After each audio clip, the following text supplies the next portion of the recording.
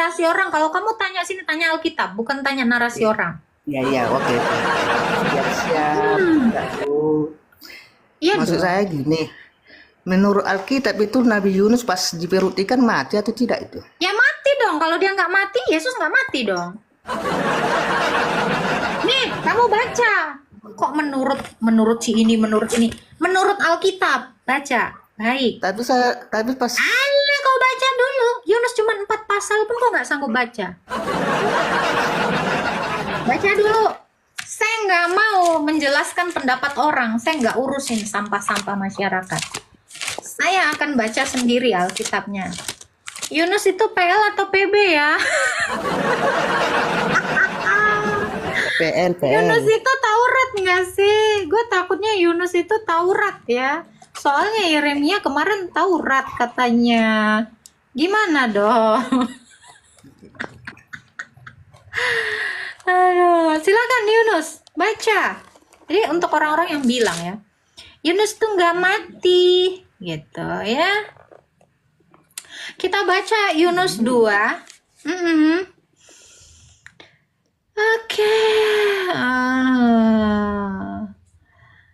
Kita baca dari ayat yang keempat ya. Abang punya kitab Yunus? Ada. Ada. Ada nggak sih agama yang nggak punya kitab Yunus? Cuman taunya Injil, Taurat, Jabur, kitab nabi-nabi nggak tahu ya. Ada Tuhan yang mengutus Yunus tapi nggak ada kitabnya. Ada ya. Lalu aku berkata, aku telah tersingkir dari hadapan matamu. Mungkinkah aku memandang lagi baitmu yang kudus? Segala air telah mengepung aku, mengancam nyawaku. Samudra dalam meliputi aku. Rumput laut membelit kepalaku. Ke dasar gunung-gunung aku turun, tenggelam ke dasar bumi. Pintunya terpalang di belakangku selama-lamanya. Ketika itulah engkau mengangkat nyawaku dari dalam liang kubur. Itu Kak, saya mau nanya itu dia Tunggu, Yunus. sabar. Dikatakan ya, dari dalam ini tenggelam di dasar bumi, pintu-pintu terpalang. Ketika itulah engkau mengangkat nyawaku dari liang kubur. Mati kagak nih? Mati nggak lo? Menurut anak ini enggak. Nah, saya kasih tahu. Yunus itu adalah tipologi dari Yesus yang mati lalu dibangkitkan. Jadi untuk orang-orang yang bilang Yunus nggak mati, maka kamu juga akan mengatakan Yesus itu tidak pernah mati 3 hari. Sebab Yunus 3 hari di dalam perut ikan, Yesus juga 3 hari di dalam perut bumi. Jadi kalau ada orang yang mengatakan Yunus tidak mati, kamu memfitnah juga Yesus yang adalah tipologi dari Yunus tidak mati. Ya, di sini dikatakan dari liang kubur. Menurut kamu saya tanya, orang yang di liang kubur itu masih hidup?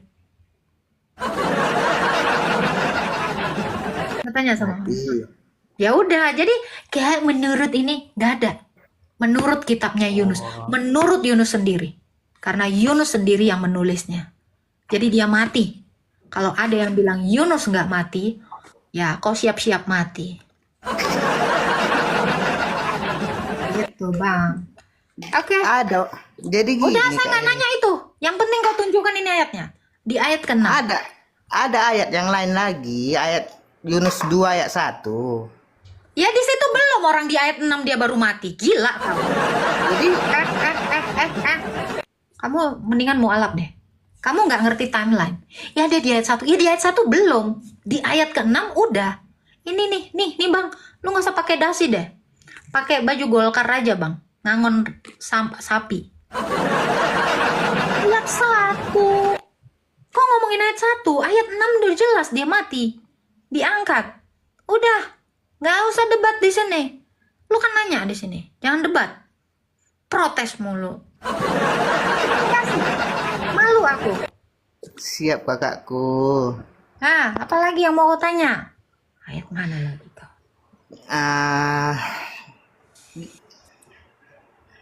Dalam akhir zaman gimana kan kami kan dari ada gambaran akhir zaman itu gimana tuh kayak menurut keyakinan dalam Alkitab. Lo kan belum pernah baca Alkitab? Jarang-jarang baca Alkitab kayak. Saya nggak nanya, jarang-jarang. Kamu Kristen baru berapa hari? Berapa jam kamu Kristen? Sejak lahir kayak. Kalau sejak lahir kau udah Kristen, kok kau nggak tahu? Ya, karena di gereja kan cuma pekabaran keselamatan aja, cuma nggak ada pekabaran tentang apa nama akhir zaman. Jadi mohonlah penjelasannya. Ih, nggak mau aku jelasinnya. Kerjaan gereja kau apa? Aku pula yang capek ngurusin kau. Kau bacalah. Aku pula aku suruh. Yang dapat durung-durung dia, yang dapat perpuluhan dia. Aku yang capek. Malas. Capek pula aku ngajar-ngajar kau. Tapi kan kakak buka room ini supaya orang mengerti tentang Enggak mah, aku buka room ini biar kau ngasih kolekte sama aku. Memang kau kira apa? Cari uang aku cari makan, aku buka room ini. Mau apa kau? Enak kali kau ngajar-ngajarin kau gratis. Ngalah bayar. Kasih kakak itu lope-lope. Enggak usah lope-lope, enggak laku lope-lope sama aku. Mau maunya sih mah. Jangan lah gitu. Kan aku kan pengen belajar kakak. Bang, kamu nih udah katekisasi belum sih? Belum pernah katekisasi, cuman karena agama saya dari warisan, istilahnya apa yang diajarkan orang tua itu yang kita dapat, apa yang istilahnya Apa? Ya memang gereja itu warisan bang, agama semua orang diwariskan. ya itulah makanya mohonlah ke kakakku yang cantik penjelasannya Apa yang mau kau gimana. tanya? Masa Alkitab? Kan kalau aku tanya tadi tentang apa zaman kan katanya kan ku dengarkan ada langit baru dan bumi yang baru. Itu gimana konsepnya? Kok gimana konsepnya? Apakah bumi dan langit yang baru itu orang-orang yang kudus itu ada di bumi ini? Itu ceritanya atau gimana itu kayak? Entah, aku nggak tahu ceritanya. Makanya aku tanya sama kakak. Ya aku nggak tahu ceritanya. Aku nggak tahu juga bang ceritanya sampai keluar singa di roomku ini baru aku tahu ceritanya bang. Ngomongkah? Bukan sombong loh bang. Capek aku bang. Serius. Ya, Pendetamu dapat perpuluhan, aku dapat laporan. Dia yang enak, kau yang pandai, aku yang sesak napas. Pantatku udah nyala, tenggorokanku kering, nggak mau lah. Mana itu? itulah dah. Mungkin pendeta kami pun Ada yang di bawah, kayak lapet katanya. Marah tau. Ini aku nggak mau jelasin kok kau bilang aku lapet. sosokan yang di bawah ini. Karena berani dia naik ke atas. Mampus kalian kan? Kau aja nggak berani naik ke atas. Masih mending dia naik ke atas dimaki-maki. Rata-rata Kristen Dale ini semuanya. Oh, tuh mampus kau Arta, dikatain Kristen Dale kau. Cuman bisa ngeritik aja kau. Kau naik ke atas saya nggak berani. Iya kan? Masih mending abang ya kan? Siap untuk Ya iyalah, dimaki-maki ya kan bang? berani bertanya kan, berani bertanggung jawab ya kan. Iya, berani kok dimaki-maki. Dan di bawah takut. Apa yang mau aku tanya bang? Aduh, kasihan pula aku nengok dia kan. Tentang apa ini kak? Apa namanya? Apalagi nih, lupa pula. Tadi udah ingat, sekarang udah lupa pula ini. Apa yang harus tanya ini? Langit yang baru dan bumi yang baru. Iya, itu gimana konsepnya itu kayak? Maulah penjelasannya. Karena pendeta kan nggak pernah menerangkan, hanya cuma kasih Tuhan Yesus itu selama-lamanya katanya. Tapi nggak pernah menerangkan tentang akhir zaman. Ada kok di Alkitab, kok salahkan? Iya, memang ada di Alkitab kan. Cuma Udah tahunya kok di Alkitab ada. Terus kenapa lo kok tanya sama aku? ya kan di Alkitab mah cuma bumi baru dan langit baru, itu konsepnya gimana gitu yang tertulis Ada di di ayat Alkitab. berikutnya dikatakan seperti di zaman Nuh, dosa itu dihapuskan oleh Allah melalui air bah. Sehingga bumi itu menjadi bumi yang baru dan langit yang baru. Gitu. Oh, kau cuma tahu satu ayat, nggak kau baca ayat di bawahnya. Hmm. Jadi bumi yang baru itu tetap di bumi ini atau di sorga itu? Ya, tetap di bumi. Kok di bumi sama di sorga? Di bumi sama sorga aja beda. Makanya aku tanya, atau kayak bumi atau surga, atau bukan di bumi surga, Ya, atau bumi atau sorga berarti udah beda. Jadi kalau di bumi ya tetap di bumi. Kita nanti ini semuanya akan tetap berada di bumi ini. Setelah kita ini mengalami kebangkitan, kan ketika kita mati, roh kita dibawa ke Firdaus. Itu untuk yang taat kepada Yesus. Yang nggak taat kepada Yesus, yang lebih suka ngelawan dan protes, itu dibawa iblis ke Tartarus. Kalau kau nggak suka protes sama perintah Tuhan Yesus, kamu dituntun malaikat ke Firdaus rohnya. Kalau kau suka protes, ya, suka sama pikiranmu, nganeh-nganehin ajaran Yesus, nah, kau dibawa sama setan ke Tartarus. Nah, sesudah itu, ketika sangkakala itu dibunyikan, Tuhan Yesus itu datang untuk membangkitkan terlebih dahulu adalah orang Kristen, orang-orang hidup. Lalu diubahkan menjadi tubuh yang sama dengan Kristus. Makanya di situ dikatakan Yerusalem baru turun dari sorga. Nah, di situ kita diturunkan ke bumi yang baru dan langit yang baru. Dan orang-orang yang tidak percaya kepada Yesus, orang-orang mati, itu akan dibangkitkan untuk dihukum selama-lamanya. Gitu, Bang. Jadi di mana tempat kita? Di bumi yang baru dan langit yang baru, yang tanpa dosa, tanpa iblis, tanpa kematian.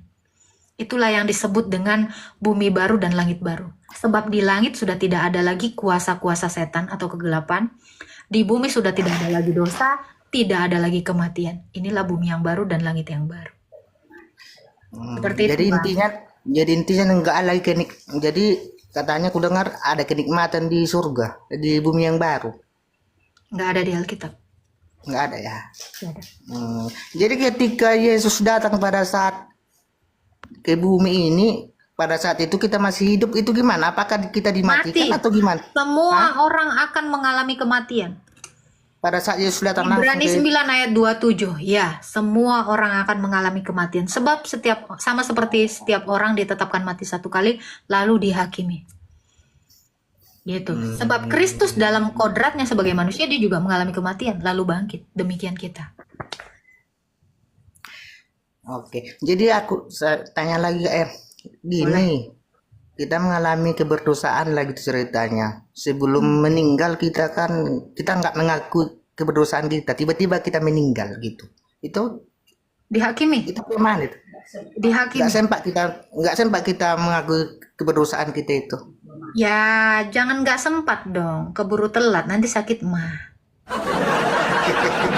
Jadi orang Kristen begitu dia menyadari dia salah, dia harus mengakui dosanya dan ekaristi. Gitu. Kalau tidak sempat ya dia mati dalam dosanya.